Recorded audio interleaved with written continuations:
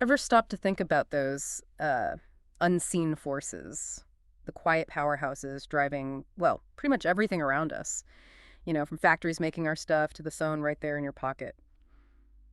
Today, we're doing a deep dive into something fundamental but maybe a bit overlooked: the global DC motors market. Think of these DC motors as like the unsung heroes of motion, tiny, efficient engines turning electricity into movement. They make consumer electronics work, they drive industrial automation. It's all connected right back to your life. Exactly. And think of this deep dive as your shortcut. We're boiling down a really detailed market research report, pulling out the key stuff so you can get up to speed fast on this really vital market. No need to wade through all the raw data yourself. Right. Our mission for you today is to grab those key nuggets of knowledge from this material, get you that clarity, that context to understand where this essential market is actually going. Okay, let's lay out the global scene. Back in 2021, the whole DC Motors market, it was already pretty big.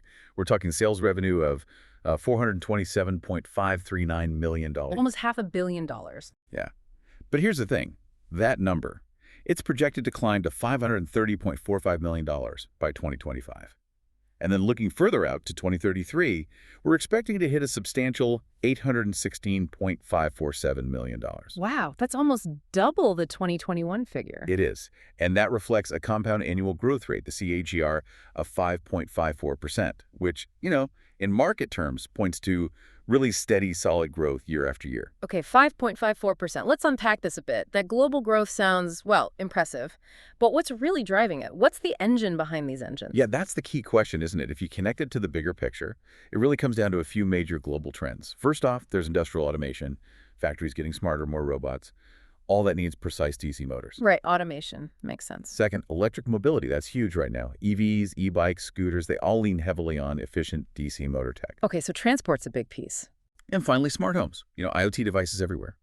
Smart blinds, security systems, they need these compact, reliable motors. So these numbers aren't just abstract figures. They show how our world is fundamentally changing how it moves and operates. It sounds like DC motors aren't just, powering gadgets. They're sort of oiling the gears of this whole global economic shift. Yeah. So with those powerful drivers you mentioned, where are we seeing the biggest impact geographically? How does this growth break down across the globe? Well, you got to start with Asia Pacific. It's the dominant player, no question, holds the largest share of the market. Back in 2021, it was already worth $148.356 million. Okay.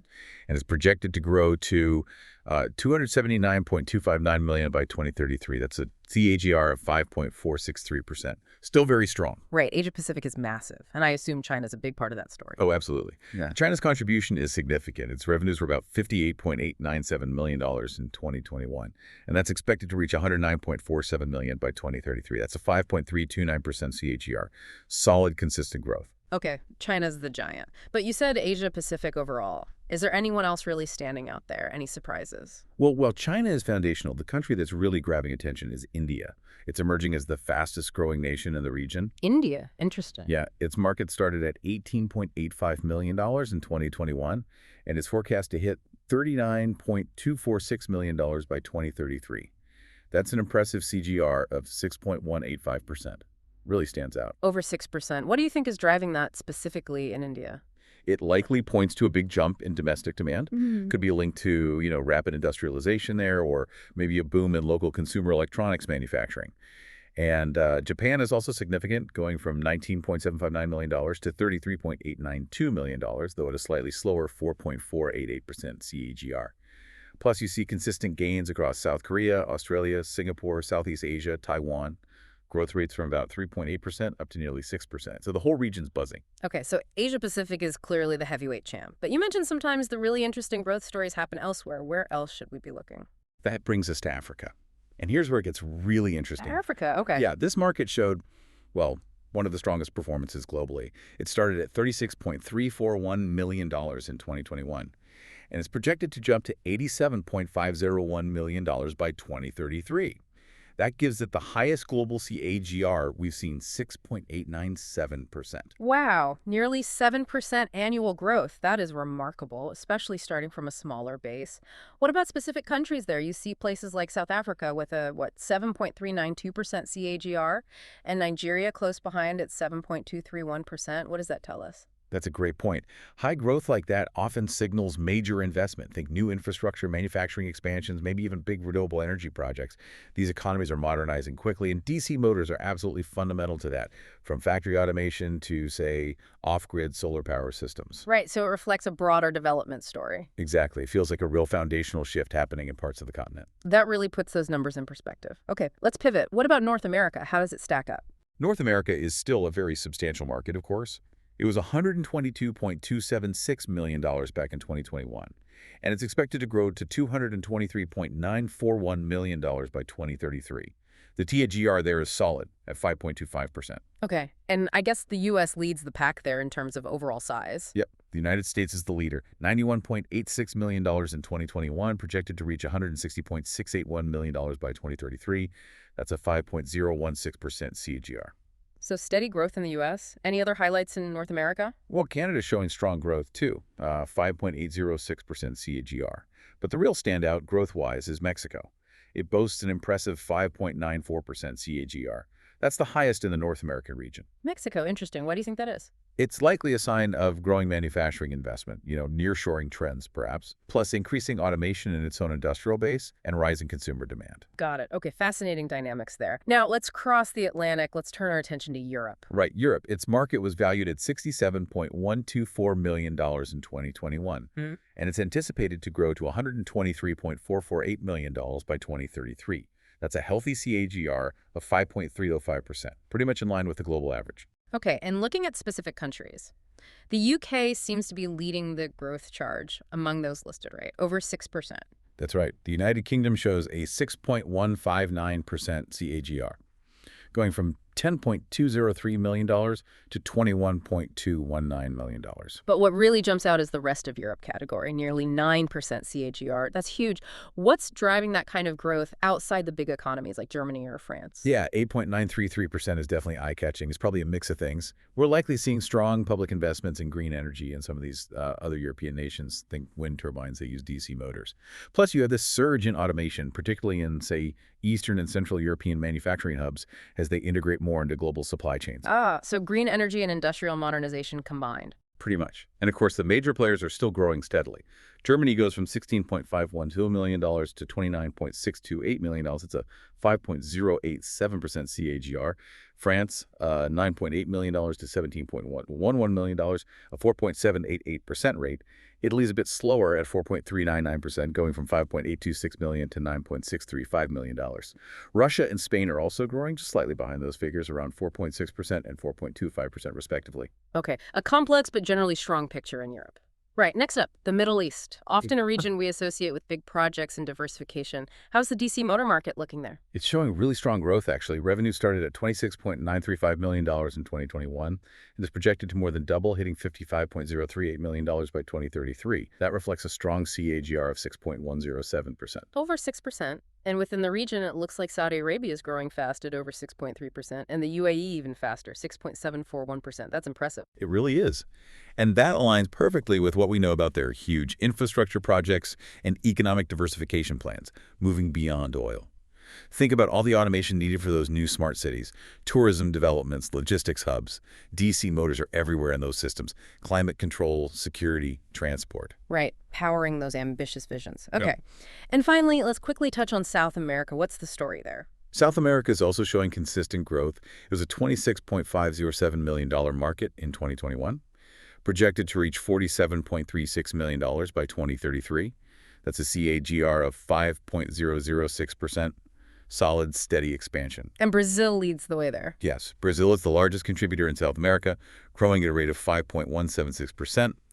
The rest of South America category shows more modest growth, around 3.495% CAGR. Okay, so we've really zipped around the globe here. We've looked at the giants like Asia Pacific, the high flyers like Africa, but stepping back from all the specific numbers and percentages, what's the main takeaway for you, our listener, from this whole global picture? I think what's really striking is just how consistent the growth is across every single region. It really underscores how indispensable DC motors have become to modern life and industry.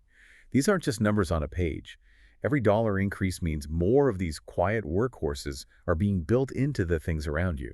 Your smart thermostat, maybe, or those electric scooters you see everywhere, the robots sorting packages. They are truly the unseen muscle behind so much innovation. Yeah, it really paints a picture of steady, accelerating growth for this market.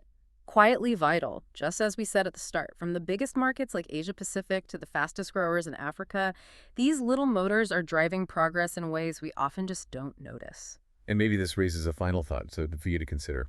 As things like automation, electric vehicles, smart homes become even more common, how will this accelerating demand for these sort of fundamental components, how will it keep reshaping the physical world around you? Not just in big factories, but in the small, everyday ways we live and interact. That's a great point. So next time you use a smart device or see an EV glide by, maybe take a second. Think about that intricate growing market of DC motors, silently powering your life and really powering the innovations yet to come. They truly are the unsung heroes of our increasingly automated world.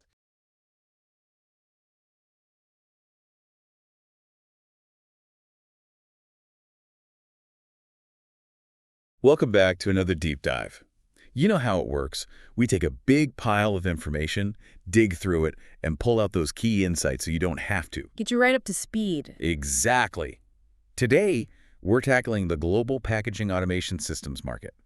It's moving pretty fast. Oh, definitely. Our main guide here is a really data-heavy analysis from Cognitive Market Research. Yeah, good stuff in there. So our mission today, get behind those numbers, understand what's really pushing this industry forward. Why is packaging automation suddenly so critical? Right. I mean, everyone wants efficiency, speed, cost savings.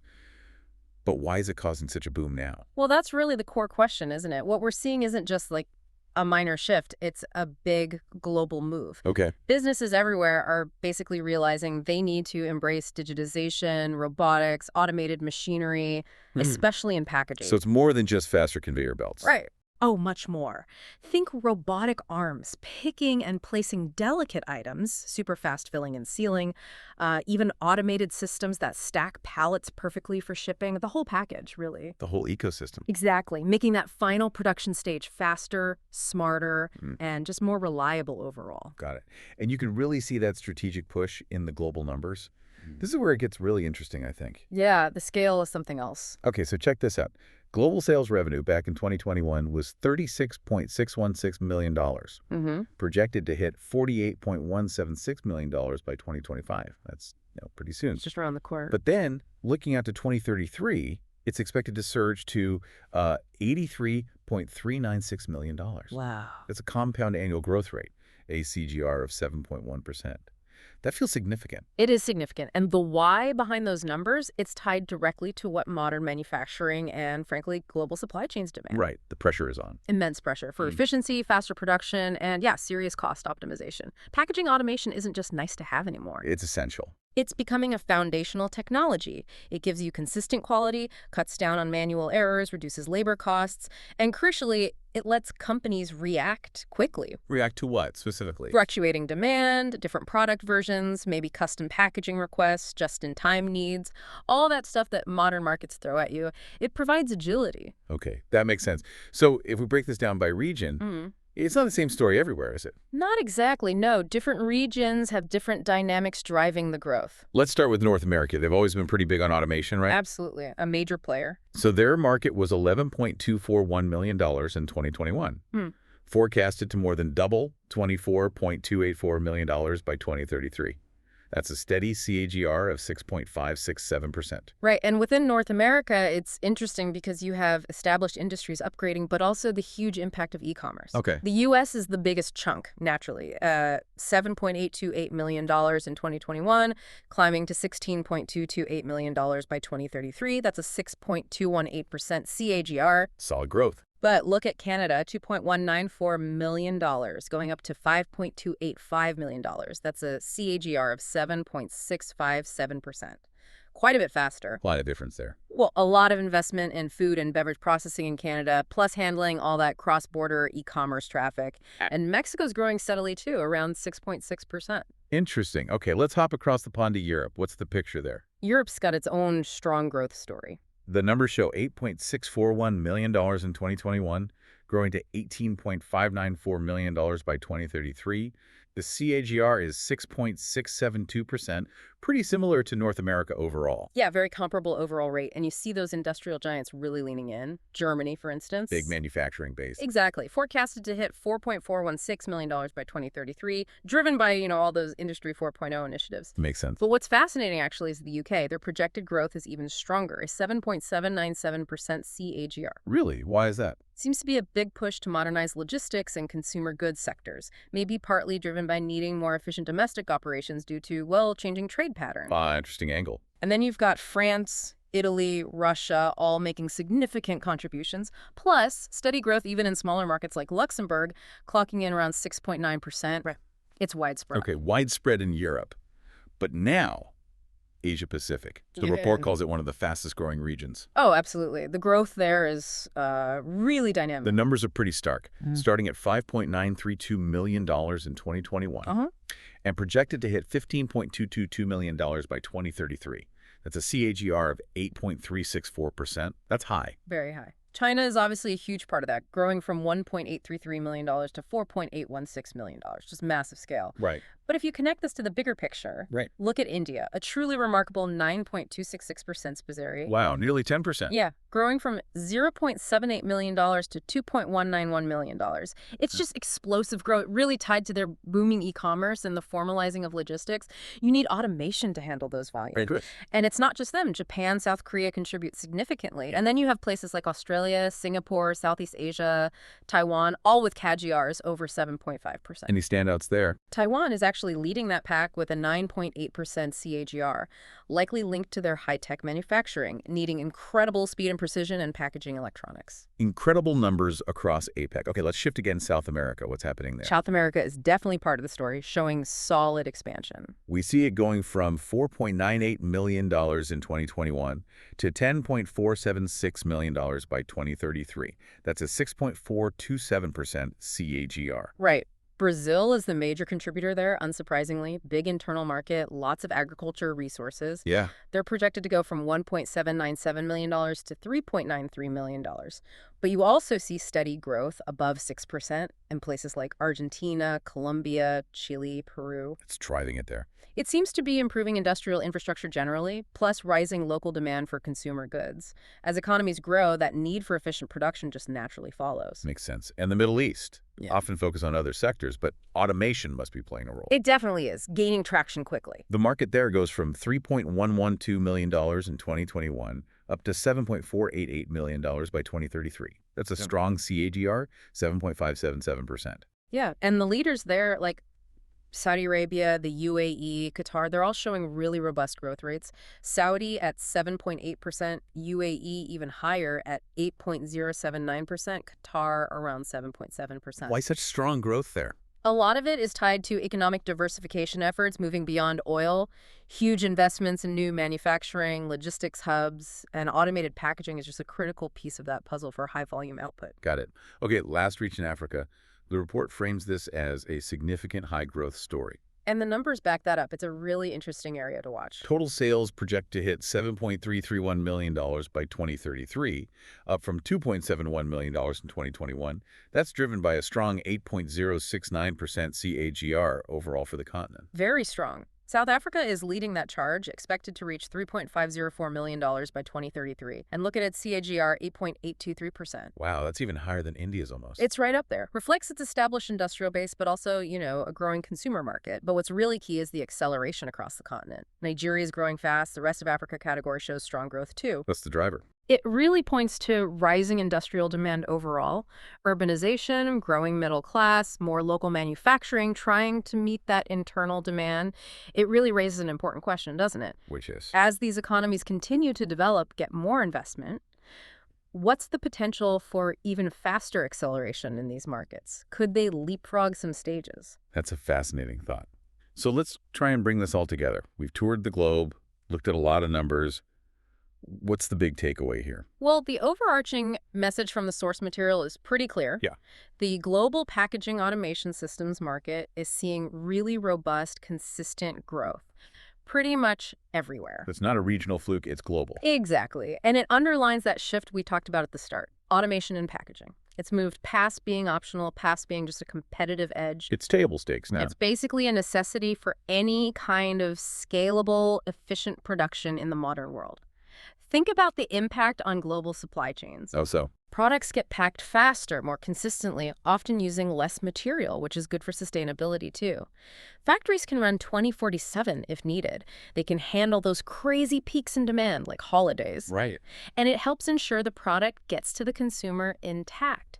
It's fundamentally changing how goods get prepared and shipped around the planet, making everything, hopefully, more agile and reliable. It really is changing things behind the scenes.